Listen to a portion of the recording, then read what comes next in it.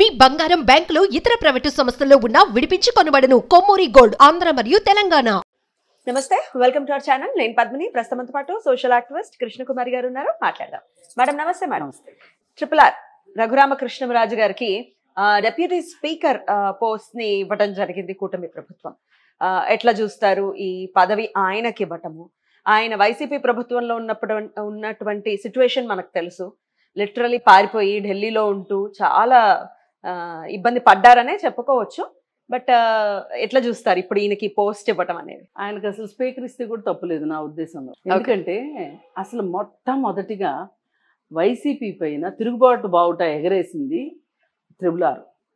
ఆ సందర్భంలో అసలు తెలుగుదేశం శ్రేణులన్నీ బెక్క చచ్చిపోయి అసలు వర్ణాతీతం వాళ్ళ బాధలు. ఓడిపోతాం అనుకోలే, ఓడిపోయారు. జగన్మోహన్ రెడ్డి వచ్చాడు, అసలు వస్తూనే ప్రతాపం చూపించినట్టు చేశాడు. ఒక పక్కన అసెంబ్లీలో సీతారాం ఏమి, నేను నిన్న మొన్న కూడా మాట్లాడుతూ అన్నా, విలన్కి తక్కువ ఎక్స్ట్రా ఆర్టిస్ట్కి తక్కువ అని. అలాంటి విలన్కి తక్కువ ఎక్స్ట్రా ఆర్టిస్ట్కి ఎక్కువ అని మాట్లాడాల్సి వచ్చింది. ఎందుకంటే అతని ప్రవర్తన అలా ఉంది. ఏ రకంగా చూసినా అసలు అసెంబ్లీ అంటే ఒక నిప్పుల కుంపట్లాగా ఉంది.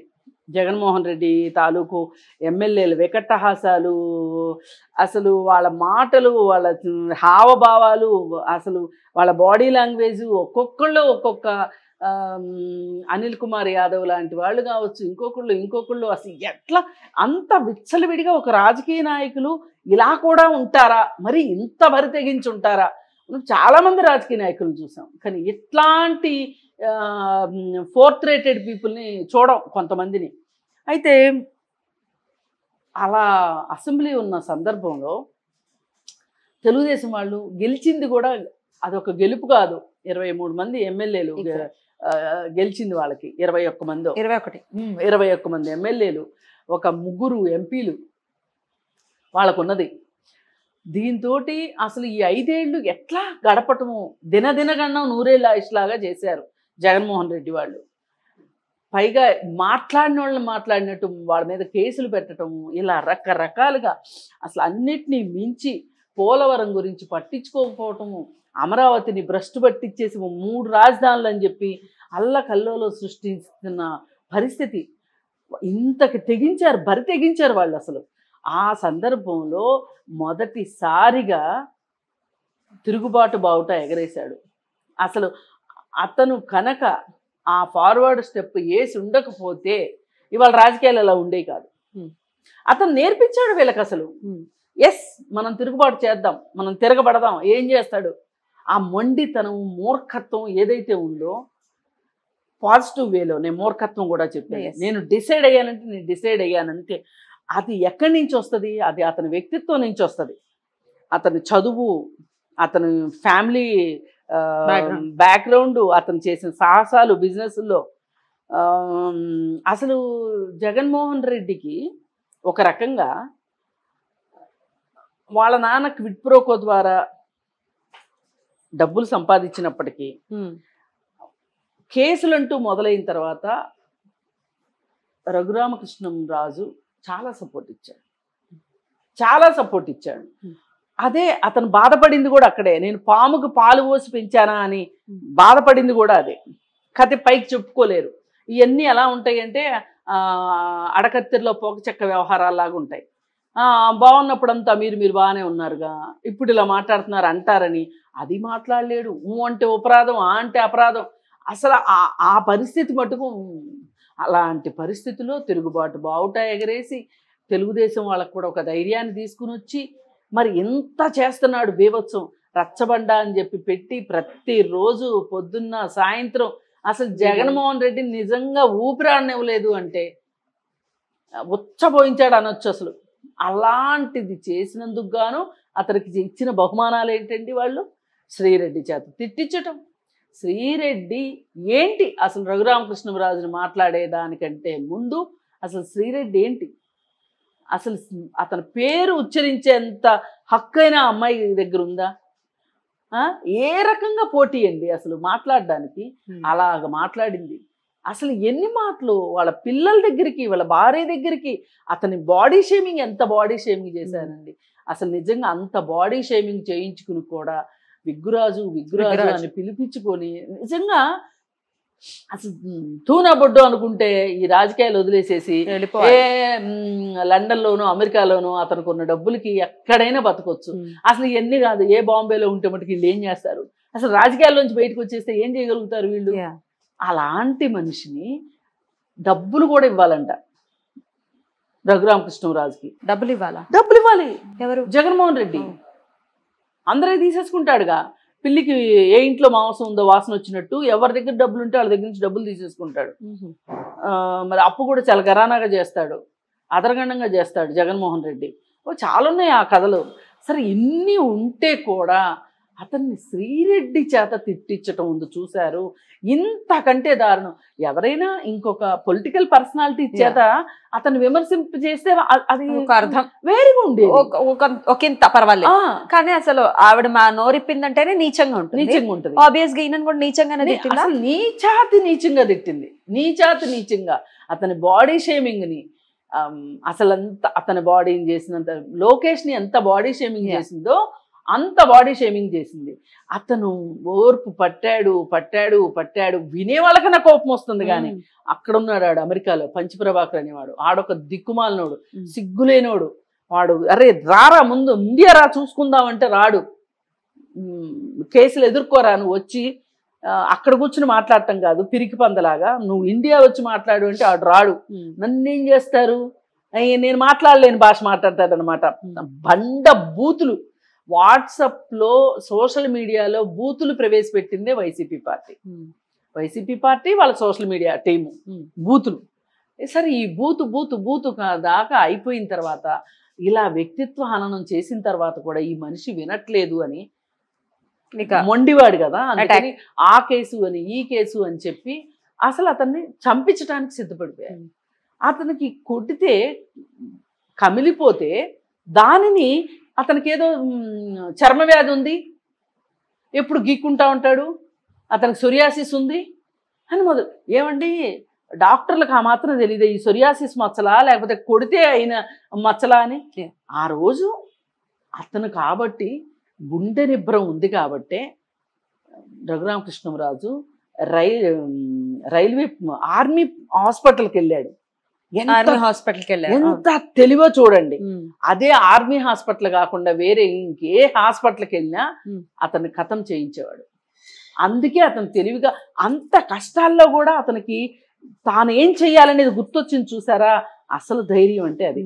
మరి ఇంత చేసిన తర్వాత అతనికి సీట్ ఇచ్చే దగ్గర కూడా తెలుగుదేశం పార్టీ, బీజేపీ వాళ్ళు ఇస్తారని తెలుగుదేశం వాళ్ళే ఇచ్చుకుంటారు లేని బీజేపీ వాళ్ళు ఒక రకంగా ఆడుకున్నారు రఘురామకృష్ణరాజుతో.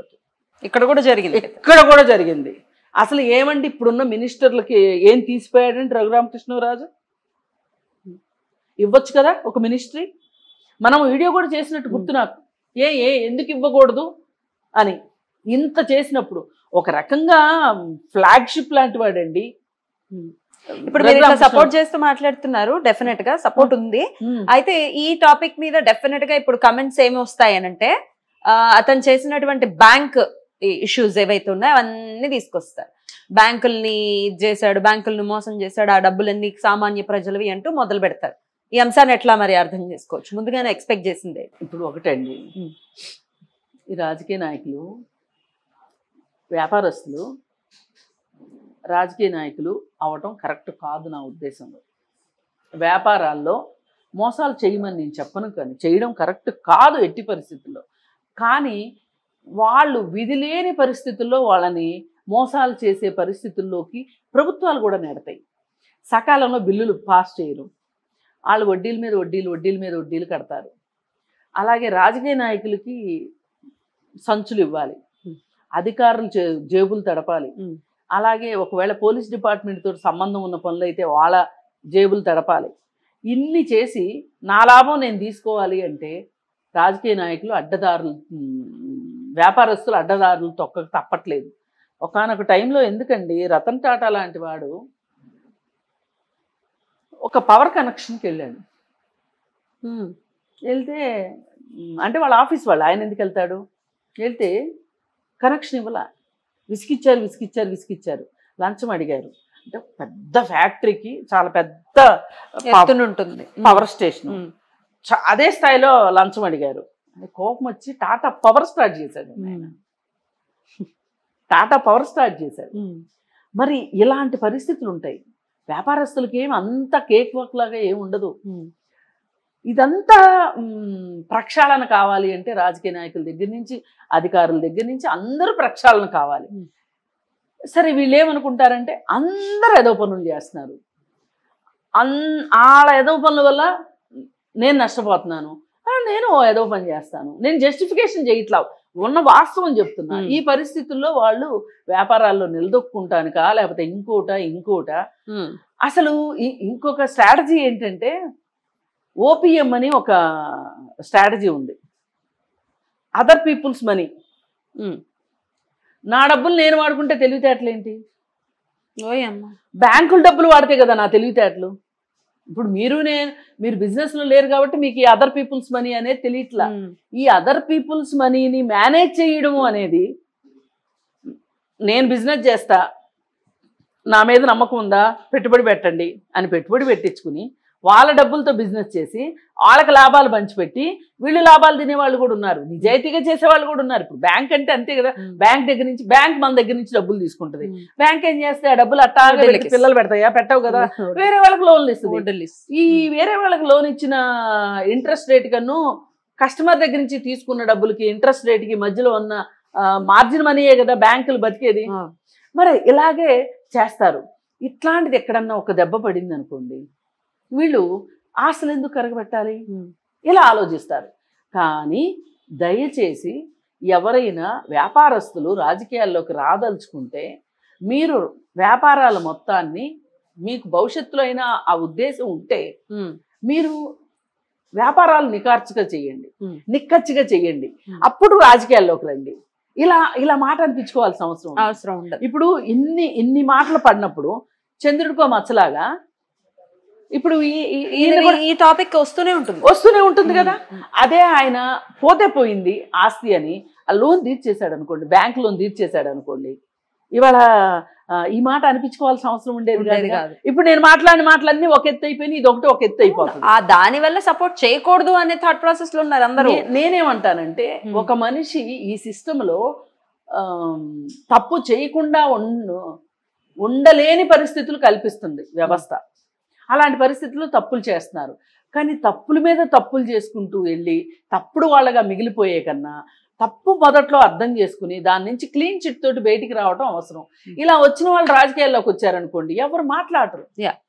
అండ్ ఇప్పుడైనా ఆయన క్లియర్ చేసేటటువంటి ఆ ఇష్యూని క్లియర్ చేస్తే బెటర్ ఏమో అని అనిపిస్తుంది. ఖచ్చితంగా ఆయన దగ్గర ఆ మాత్రం డబ్బులు ఉన్నాయి, మరి ఎందుకు చేయట్లేదో అర్థం కావట్లేదు. కొంచెం మొండితనం ఉంది కదా మనిషి దగ్గర, ఆ మొండితనమే ఏమవుద్దంట అనే ఒక మనస్తత్వంతో ఆగిపోయి ఉంటారు. కానీ ఏది ఏమైనా ఇక్కడ ఇవాళైనా సరే డిప్యూటీ స్పీకర్ ఇవ్వడము అనేది చాలా చాలా సముచితమైన పని. ఇంకా పెద్ద పోస్ట్ ఇస్తే కూడా తప్పు లేదు. ఆయన ఓన్ స్ట్రేచర్ కానీ అలాగే వైసీపీ మీద అతను చేసిన